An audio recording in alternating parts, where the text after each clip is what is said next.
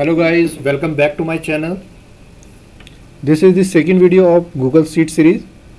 Today we are diving into the exciting topic of accessing Google Sheets. I will be showing you multiple ways to access this powerful tool. So let's jump right in.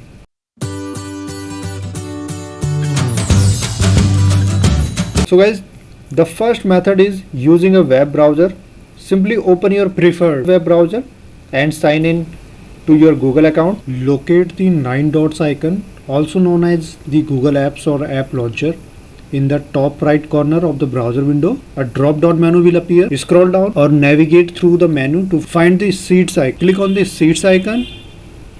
This will appear a new tab in Chrome, taking you directly to Google Sheets. Second method is using Google Drive.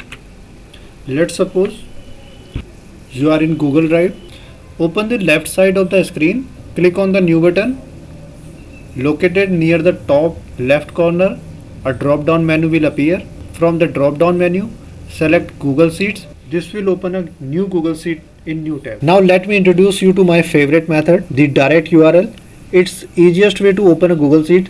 All you need to do is type sheets.new directly into your web browser's address bar.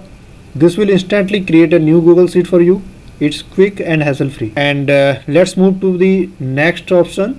For those of you using mobile devices, there is the Google Sheet app. If you have it installed on your Android or iOS devices, open the app and sign in with your Google account. Once you are in the app, tap on the plus button represented by plus symbol. This will allow you to create a new Google Sheet on the go.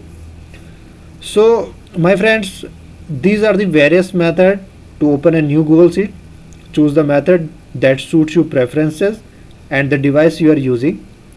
Each method is convenient and will get you started in no time. Thank you so much for watching this video. I hope you found it informative and helpful. If you have any questions or suggestions, please leave them in comment below.